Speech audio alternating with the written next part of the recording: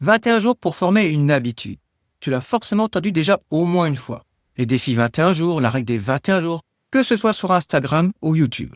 Les coachs le répètent, ton ami te l'a certainement déjà dit, sauf que c'est complètement faux. Et il y a pire, quand ton pote te dit « essaye ça pendant 21 jours et tu verras, c'est génial ». Mais qui n'y a jamais eu droit? D'ailleurs, as-tu déjà essayé cette fameuse habitude de ton pote pendant 21 jours? Et honnêtement, est-ce que ça a marché? Ou as-tu abandonné au bout d'une semaine en pensant « je ne suis pas discipliné comme lui ». Alors on va réfléchir une seconde par rapport à ça. Si c'était si simple, pourquoi ça ne marche jamais pour tout? Tu as essayé son réveil à 5h du matin et à midi, tu étais en mode zombie. Tu as essayé son rituel de sport 3 fois par semaine, mais tu t'es retrouvé cramé au bout de 2 semaines.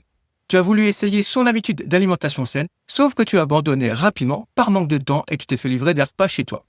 Alors tu penses certainement que ton pote c'est un champion et que toi tu n'es pas comme lui et du coup tu abandonnes trop vite. Mais en fait, vrai problème, tu copies tout simplement l'habitude de quelqu'un d'autre sans connaître ta situation réelle. Ni ton contexte, ni tes contraintes, bref, tu ne sais pas du tout ce qui t'épuise vraiment. Tout simplement parce que personne ne t'a jamais posé ces vraies questions.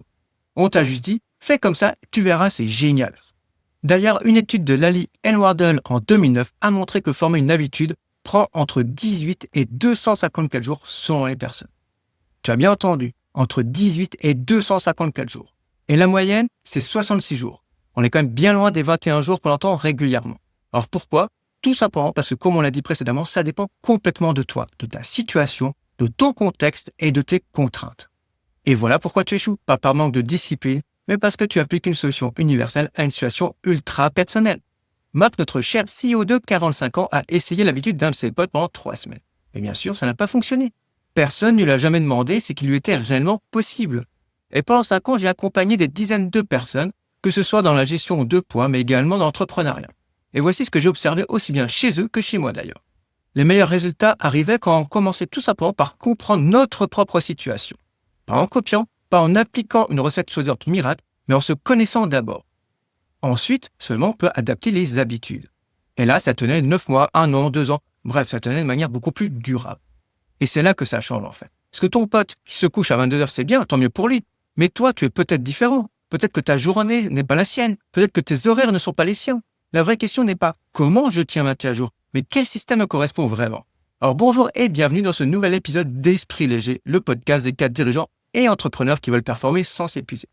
Alors après avoir vu l'alimentation, le sommeil, l'activité physique et le stress invisible, on poursuit la mini-série des essentiels. Et aujourd'hui, on va voir comment intégrer cela à notre quotidien. On va aborder les 4 concepts suivants. La cartographie énergétique, c'est-à-dire comment identifier ce qu'on appelle des activateurs, donc en fait des générateurs d'énergie, et les drainers, ce qui t'épuise tout simplement. On va voir le paradoxe de l'ordre, c'est-à-dire découvrir tout simplement ton levier dominant. Ensuite, nous verrons la règle des 70% par rapport à la règle du 100% et pourquoi la constance imparfaite est la meilleure solution.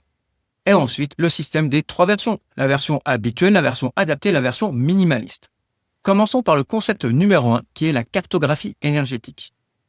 Alors, on revient à Marc, notre cher CEO de 45 ans. Marc décide que cette fois, ça va changer. Il a lu les articles. Il connaît les 4 leviers qui sont l'alimentation, le sommeil, le sport ou être actif dans la journée et le mental. Il décide le lundi, le mercredi et le vendredi d'aller au sport à 19h parce qu'on lui a dit que c'était la routine de ceux qui réussissaient. Alors la semaine 1, il tient. C'est un peu difficile, mais il arrive à tenir. La semaine 2, le lundi, il saute sa séance parce qu'il a une réunion un peu tardive et il est épuisé. Résultat, il commence à culpabiliser un petit peu. La semaine 3, il ne va plus à la salle, il s'est dit de toute façon, à quoi ça sert? Je n'y arrive pas à tenir. J'ai échoué en fait. Oh, c'est aussi simple que ça, il a abandonné. Qu'est-ce qui s'est réellement passé? Marc n'a jamais observé sa journée. Lui, comme la majorité des 4 dirigeants et entrepreneurs que j'accompagne, il ne s'est jamais vraiment demandé à quel moment est-ce que j'ai de l'énergie. Et voilà ce que la science nous dit justement sur l'énergie. Il y a déjà 3 types d'énergie. Alors, il n'y a pas juste l'énergie physique, mais c'est la première qu'on va évoquer. C'est tout simplement ta batterie corporelle. Si tu as bien dormi, bien mangé et que tu es actif, c'est-à-dire que tu as bougé dans la journée, tu vas avoir de l'énergie. Par contre, si tu as mal dormi, mal mangé et que tu es resté assis toute la journée, tu es plutôt vidé, tu n'as pas beaucoup d'énergie. Ensuite, nous avons l'énergie mentale. C'est tout simplement ta capacité à réfléchir, décider et résoudre des problèmes. Alors, à savoir que chaque décision te consomme un peu de cette énergie et elle s'épuise forcément au fil de la journée. Une réunion de 3 heures où tu as décidé constamment, ça te vide littéralement. Après, tu n'as plus la ressource mentale pour aller faire du sport ou cuisiner seulement le soir chez toi. Ça a été d'ailleurs confirmé durant les recherches de Roy Baumeister de l'Université de Florida State qui montrent clairement que plus tu décides, moins tu as d'énergie décisionnelle. Et la dernière énergie que nous allons voir, c'est l'énergie émotionnelle. C'est tout simplement ta capacité à gérer tes émotions, les relations difficiles et le stress aussi. Par exemple, un appel un peu tendu avec un collègue, une conversation compliquée ou tout simplement une journée stressante, ça va vider ton réservoir émotionnel. Et quand il est vide, tu n'as plus la ressource nécessaire pour être patient, pour écouter les autres et pour gérer quoi que ce soit. Pour revenir à Marc, s'il avait observé une de ces semaines, il aurait vu qu'à 7h30, après une bonne nuit, au niveau du physique, il était au top, que son mental était au maximum et que d'un point de vue émotionnel, c'était stable. Sa batterie globale serait à peu près à 8 sur 10. Vers 17h, après 8 heures de réunion, le physique commence à être un peu usé parce qu'il n'a pas eu vraiment de pause, il est resté assis. Le mental, lui, est épuisé aussi puisqu'il y a eu beaucoup de décisions constantes et pas mal d'interruptions. Et au niveau émotionnel, il est tout simplement vidé. Il y a eu pas mal de tensions et de conflits durant ces réunions. Autant dire que sa batterie globale serait plus proche de 2 sur 10 que sur 8 sur 10. Pas étonnant finalement qu'à 19h, ce soit impossible pour lui d'aller faire du sport parce qu'il a tout simplement plus de carburant. Si Marc avait su ça, il aurait placé tout simplement son sport à 6h30 le matin, quand ses 3 ressources énergétiques étaient au maximum. Et là, il aurait pu tenir. Alors voilà pourquoi dans mon accompagnement pour les cadres dirigeants et entrepreneurs, en fait, je commence toujours par cette cartographie énergétique sur une période d'à peu près 14 jours en général. Parce que sans ça, tout le reste échoue. Alors comment on peut faire concrètement ? La première étape, on va observer pendant 1 ou 2 semaines. On prend par exemple son téléphone ou un carnet. Moi, personnellement, je leur mets à disposition une application, c'est toujours plus simple. Et tu vas noter, pour chaque activité que tu vas faire dans la journée, ton niveau d'énergie de 1 à 10. Soit le niveau d'énergie global, mais tu peux aussi aller un peu plus dans le détail avec le niveau d'énergie physique et mentale. Et tu peux bien sûr ajouter un petit commentaire pour te dire comment tu te sens après. Alors par exemple, à 7h, tu te réveilles, là tu vas avoir un niveau d'énergie à 8 sur 10. Ensuite, tu as une réunion d'équipe entre 8h et 9h, là tu vas avoir une énergie qui va diminuer, ça va plutôt être 6 sur 10. Et ensuite, tu as une phase où tu travailles seul, de 9h à 10h, ton énergie remonte un petit peu, tu es à 7 sur 10. Puis dans l'après-midi, de 14 à 17h, tu as de nouveau des réunions, et là ton énergie est plutôt à 2 sur 10. Et enfin, le soir, à 19h, tu rentres à la maison, ton niveau d'énergie est de 1 sur 10, tu es complètement vidé. L'étape 2 consiste ensuite à identifier des patterns. Si tu veux, ce sont tout simplement des schémas répétitifs. En fait, à la fin de cette période de 7 à 14 jours, tu vas voir justement qu'est-ce qui te donne de l'énergie, qu'est-ce qui t'en prend, que ce soit physique, mental, émotionnel ou de manière globale. Tu vas aussi pouvoir voir quelles sont tes contraintes non négociables, c'est-à-dire tes contraintes professionnelles, mais aussi peut-être personnelles. Et l'étape numéro 3, où tu vas pouvoir placer ta nouvelle habitude après un activateur, c'est-à-dire une activité qui te donne de l'énergie. Donc pour reprendre l'exemple de tout à l'heure, à 7 heures, tu as 8 sur 10 d'énergie, tu peux très bien placer une nouvelle habitude à ce moment-là, ou après ta pause café à 13h ou 14h si tu as 7 sur 10. Et c'est ça tout simplement la cartographie énergétique. C'est pas compliqué, c'est juste observer ta journée pendant 1 à 2 semaines. Et puis noter à quel moment tu te sens plein d'énergie, que ce soit physique, mentale, globale ou même émotionnelle.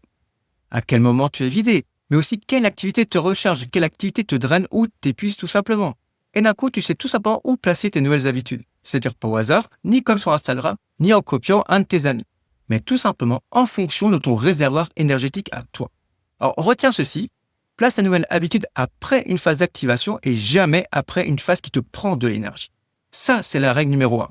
Maintenant que tu sais quand placer une nouvelle habitude, on va voir laquelle choisir. Parce que souvent, on fait quelque chose qui est contre-intuitif. On va choisir en fait tout simplement une mauvaise habitude pour commencer. Et c'est pour ça que la majorité des personnes échouent. Revenons à Marc. Il a pris le temps cette fois d'observer 2 semaines de son quotidien. Et du coup, il a pu identifier ses activateurs et draineurs d'énergie. Alors, il sait qu'à 6h30, il a 8 sur 10 d'énergie. Mais maintenant, il se pose une question. Laquelle je commence ? Je commence par le sommeil, je commence par le sport, je commence par l'alimentation ou au niveau mental.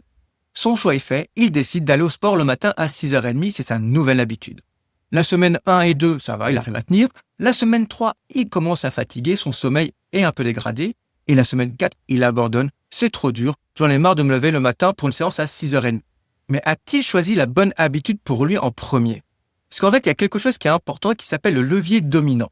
En fait, ça consiste tout simplement à choisir la bonne habitude pour démarrer. Et ce qui se passe, c'est que cette habitude va débloquer les 3 autres automatiquement. Et ça, ce n'est pas une habitude universelle, c'est propre à chacun. Et ce levier, en fait, dépend tout simplement de ton profil énergétique.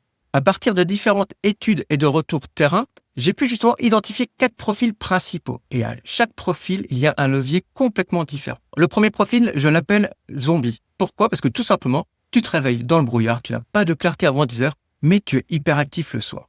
Et les recherches de Horn et Holzberg sur les chronotypes montrent justement que certaines personnes sont naturellement ce qu'on appelle evening tide, c'est-à-dire que leur alerte maximale arrive en fin de journée et pas le matin.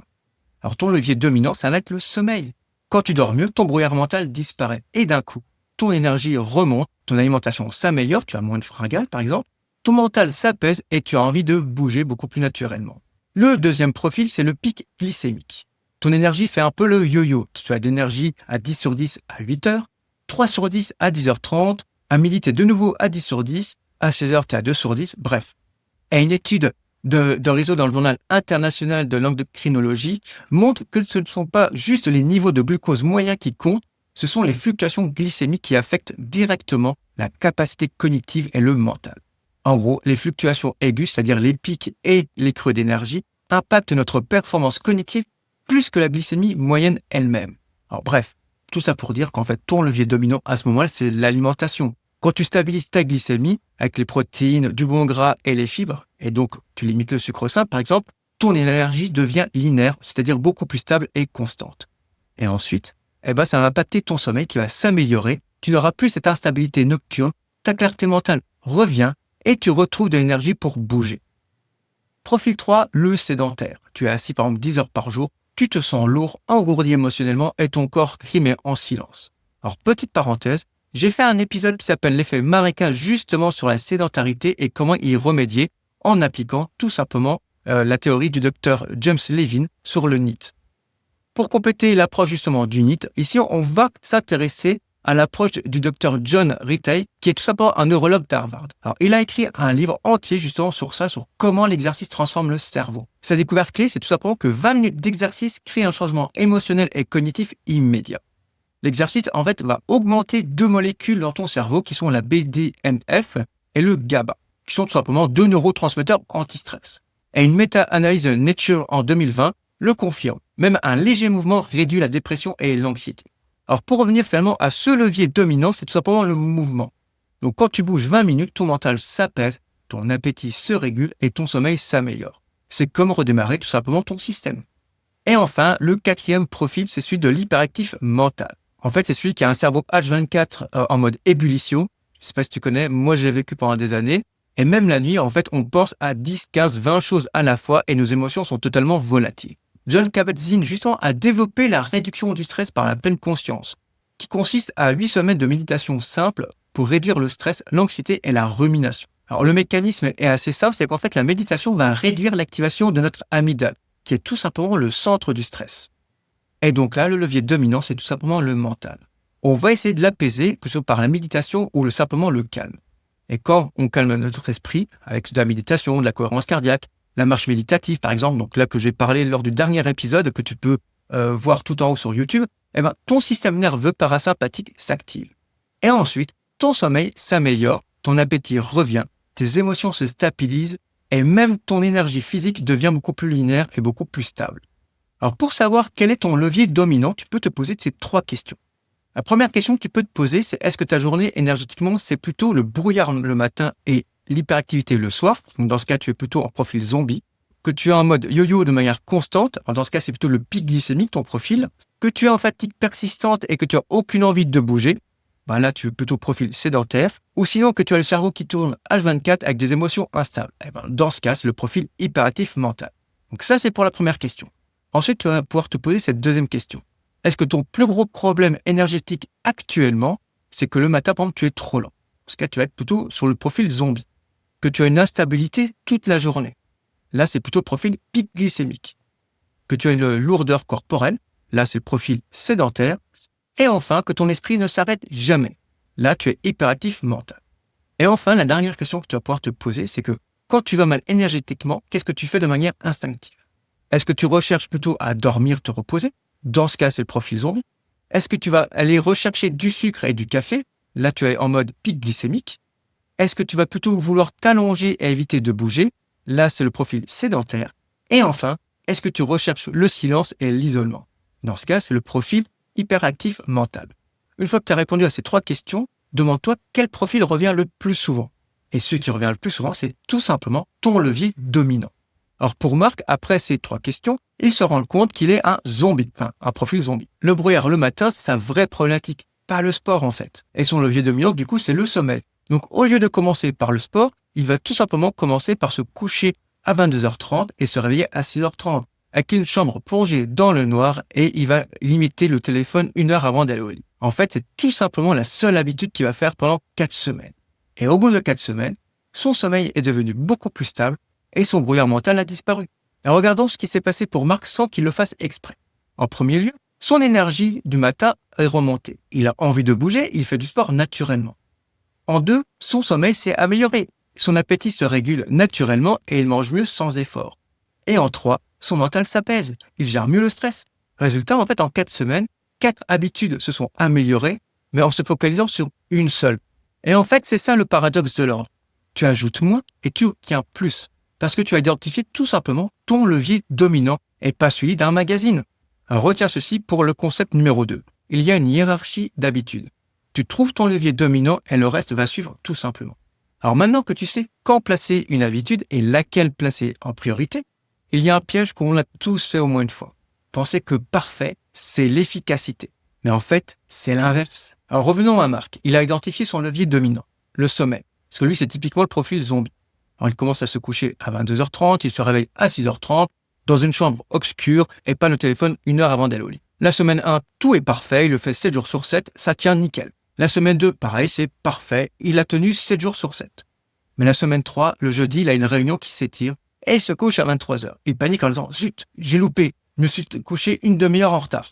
La semaine 4, il a un apéro avec des amis le samedi soir, il dort à minuit, il culpabilise énormément en se disant « C'est foutu, j'ai échoué ». Et enfin, la semaine 5, il abandonne parce qu'il se dit « Je ne peux pas tenir à 100% mon habitude ».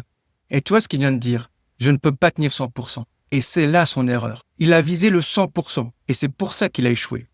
Une étude publiée dans le Journal européen de la psychologie sociale révèle qu'en fait, manquer un jour n'impacte pas ta capacité à long terme à tenir une habitude. Et le vrai problème, ce n'est pas manquer une fois, mais c'est de manquer 2 jours de suite ton habitude. Parce que ton cerveau se dit à ce moment-là que c'est une nouvelle habitude d'abandonner. Et James Clear, qui est un spécialiste de la formation d'habitude, le formule ainsi. The second mistake is more important than the first. Manquer un jour, c'est un accident. Mais manquer 2 jours, c'est le début d'une nouvelle habitude. Et c'est pourquoi viser 70% de constance a de meilleurs résultats que vouloir viser 100% de perfection. Alors, l'étude Philips 2024 sur les formations d'habitude montre qu'en fait, c'est la constance qui crée le succès sur le long terme et pas la perfection. En clair, 70% de constance sur 9 mois est bien supérieur à 100% de perfection sur 2 semaines. Alors, dit comme ça paraît logique. Mais combien y pensent réellement? Alors, si tu comprends le pourquoi du comment, en fait, c'est extrêmement simple. Parce que 100%, finalement, c'est fragile. Le jour où tu rates, par exemple, à cause d'une réunion, d'un événement ou d'une urgence, ton cerveau entre dans ce qu'on appelle le all or nothing thinking. C'est-à-dire dans la pensée du tout ou rien. Et tu te dis, c'est fini, j'ai échoué, j'y arriverai jamais. Alors que si tu optes pour les 70%, c'est beaucoup plus durable et ça laisse justement de la place pour la vie réelle, tout simplement. Alors pour revenir à Marc, au lieu de dire je me couche à 22h30 tous les soirs, il peut déjà commencer par se dire qu'il va se coucher à 22h30 environ 5 fois par semaine. Alors parfois ça peut être 23h, parfois ça peut être 22h15, mais 75% du temps, c'est sa routine. Donc sur la semaine 1 et 2, il va se coucher à 22h30 5 soirs sur 7. Sur la semaine 3, il va pas se coucher le jeudi à 23h30 parce qu'il a une réunion, mais c'est pas grave, il l'a quand même fait 4 soirs sur 7. La semaine 4, le samedi soir, il a eu son fameux apéro avec ses amis. Bon, ok, il a fait 5 soirs sur 7 et il continue. Du coup, il n'a pas eu la pensée du tout ou rien. Parce qu'il se dit, je maintiens mon 70%, ce n'est pas parfait, mais au moins c'est constant. Et résultat, après 2 mois, son sommeil s'est nettement amélioré. Ce n'est pas parfait, mais au moins c'est durable. Et son brouillard matinal a disparu. S'il avait maintenu 100%, il aurait abandonné dès la semaine 4. Et ça, c'est le schéma classique du perfectionnisme, qui n'est absolument pas adapté à la vie réelle. Parce que la vie, ce n'est jamais 100%. C'est 70%, parfois 80%, et exceptionnellement 90%. Et c'est ton habitude qui doit s'adapter à ta vie et surtout pas l'inverse. Alors concrètement, comment tu peux faire? Au lieu de te dire, je vais faire 30 minutes de sport tous les jours, tu peux tout simplement partir du principe que tu vas aller faire 4 fois du sport par semaine. Et des fois, ça peut être 20 minutes, ça peut être 40 minutes, mais simplement de manière régulière. Et en ce qui concerne l'alimentation saine, plutôt que de viser le 100% de repas ici, va plutôt privilégier les 80% du temps. Et 20%, ça va être un peu des exceptions. mais au moins tu vas rester régulier plus facilement. Et enfin, au lieu de te dire je vais méditer 10 minutes tous les jours, pars plutôt du principe que tu vas méditer 5 fois par semaine. Parfois ça va être 5 minutes, parfois ça va être 15, mais au moins ça va devenir ta routine. Et si tu veux comprendre pourquoi ça marche, tout simplement parce que ton cerveau ne se dit plus j'ai échoué. Il se dit j'ai eu un jour où j'ai un peu dévié, ok, mais j'ai quand même fait au moins 5 jours dans la semaine et j'ai pu tenir. Et pour rappel, ce n'est pas la perfection qui crée les résultats, c'est la constance même imparfaite. Maintenant, nous allons passer au concept numéro 4, qui est tout simplement le système des 3 versions. Parce que maintenant, tu sais quand placer une habitude, tu sais laquelle choisir, et tu sais aussi que 70%, c'est mieux que 100% de perfection. Mais il y a encore un obstacle qu'on rencontre tous à un moment ou à un autre. Parce que, comme on disait, la vie, ce n'est pas du 100%, et parfois, la vie peut nous faire dérailler entre guillemets. Avec une semaine stressante, par exemple, un événement imprévu, des fois on peut être tout simplement malade, ou un déplacement professionnel. Et là, tu vas te demander, est-ce que j'abandonne complètement ou comment je peux m'adapter? Et c'est là que le système des 3 versions entre en jeu. Regarde Marc. Il tient sa routine sommeil pendant 3 mois. 70% du temps, 22h30 couché, et il se réveille à 6h30. Sauf que son entreprise l'envoie en déplacement pendant 2 semaines en Asie avec un décalage horaire de 8 heures. Du coup, difficile de tenir sa routine habituelle. Alors, il a 2 options. La première option, il abandonne complètement. Et il va se dire, je n'ai pas la possibilité de tenir complètement ma routine, donc c'est foutu. Et la seconde, c'est de prévoir 3 versions de sa routine. En quoi consiste ce système? C'est tout simplement de prédéfinir 3 versions de son habitude. La version habituelle, qui va être 70% du temps, par exemple, avec le coucher, donc comme on le disait, 22h30 et le réveil à 6h30, dans une chambre totalement obscure, et pas de téléphone 1 heure avant d'aller se coucher. Ça, c'est la routine normale qu'il vise régulièrement. Mais ensuite, il a la version adaptée. Peut-être qu'il va le faire celle-ci 20% du temps quand ça devient plus délicat. Le coucher à 23h30 et le réveil à 7h au lieu de 22h30 et 6h30 précédemment. Pas de téléphone 30 minutes avant au lieu d'1 heure avant parce qu'il n'a pas pu faire autrement. Et dans ce cas, il va quand même pouvoir garder l'essence de sa routine même s'il s'est un peu relâché. Et enfin, il y a la version minimale. Et la version minimale qui représente peut-être 10% du temps quand c'est vraiment compliqué. Il va garder le coucher et le réveil régulier, mais pas à l'heure exacte qu'il avait prédéfinie. Il va plutôt se dire « je dors suffisamment et je garde quand même une routine ». Ce n'est pas de l'exigence sur l'horaire exact, mais juste l'essentiel de sa routine. Et donc finalement, pour Marc, au lieu d'abandonner complètement sa routine, il active la version minimale durant son déplacement. Parce qu'il ne peut pas tenir le 22h30, 6h30 à cause du décalage horaire. Mais il peut garder comme une routine, dormir 7 à 8 heures, se coucher régulièrement, même si c'est plutôt 23h heure locale, et se réveiller régulièrement. Et l'avantage pour Marc, c'est que quand il revient à la maison, il reprend sa version habituelle en seulement 3 jours et pas en 3 semaines comme ça aurait pu être le cas. Alors pourquoi ce système des 3 versions marche? Parce que ça élimine le tout ou rien. Et au lieu de se dire « je ne peux pas tenir, j'abandonne », tu vas te dire tout simplement « je ne peux pas faire l'habituel, mais je peux faire la version adaptée ou au pire la version minimaliste et ça compte. » Et psychologiquement, forcément, ça change tout. Tu ne sens pas l'échec, tu sens simplement que tu adaptes intelligemment ta routine. Alors, par exemple, si tu as une habitude pour aller au sport 4 fois par semaine pendant 30 minutes, donc ça, c'est ta version habituelle. En version adaptée, ça devenait 2 à 3 fois par semaine, peut-être 20 à 25 minutes, même si c'est un peu moins intense ou un peu moins long. Et la version minimale, c'est une séance par semaine qui va peut-être être un peu moins longue ou un peu moins intense aussi. Pour la personne qui cherche à manger de manière saine, son habitude qui est de 80% de repas ici et 20% où c'est un peu plus flexible, la version adaptée va être 60-40%. Et pour la version minimale, ça sera plutôt d'éviter tout ce qui va être ultra transformé et sucre rapide. Mais à savoir quelque chose quand même qui est important, c'est que pour que ce soit efficace, tu dois prédéfinir tes 3 versions au préalable. Comme ça, tout simplement, tu peux adapter au moment opportun en disant « je vais choisir la version adaptée ou la version minimale ». Rappelle-toi ceci, il n'y a pas d'abandon, il y a juste des adaptations contrôlées. Pour récapituler cet épisode, donc, nous avons abordé les 4 concepts, à savoir la cartographie énergétique, le levier dominant, le 70% imparfait supérieur au 100% parfait et le système des 3 versions. Tu ne vas pas les appliquer tous les 4 dès demain matin, et ça c'est normal. Pour que tu puisses passer à l'action, voilà comment tu peux procéder. La semaine 1, voire même pendant 2 semaines, tu vas faire une cartographie énergétique. Donc tu vas observer simplement, à chaque heure ou à chaque activité, tu vas pouvoir noter ton niveau d'énergie, l'activité que tu as fait et comment tu te sens après. Tout simplement. Pas d'action, juste observe. Et la semaine suivante, tu vas pouvoir faire le diagnostic de ton levier. Tu vas pouvoir répondre aux 3 questions qu'on a vues précédemment pour déterminer quel type de profil te convient le mieux. profil zombie, le profil du pic glycémique, le profil sédentaire ou le quatrième qui est l'hyperactif mental. Et une fois que tu le sais, tu as identifié ton levier dominant. Et ensuite, tu vas pouvoir passer à la semaine suivante. Et là, tu vas choisir une seule habitude par rapport à ton levier dominant. Et rappelle-toi, tu vises le 70% et pas le 100% parfait. Et tu vas aussi définir tes 3 versions, la version habituelle, la version adaptée et la version minimale.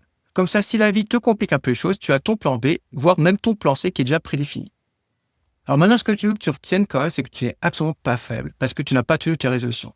Tu n'as juste pas eu le bon système. La cartographie énergétique, c'est ton système. Identifier ton levier, c'est ton système. Viser 70%, c'est ton système. Les 3 versions, c'est ton système. Applique ça et tu verras, les habitudes deviennent faciles. Pas parce que tu es plus fort, mais parce que tu as arrêté de lutter contre toi-même. Alors merci d'avoir écouté cet épisode en entier. J'espère qu'il t'aura été utile. Pense à t'abonner pour ne pas louper les prochains.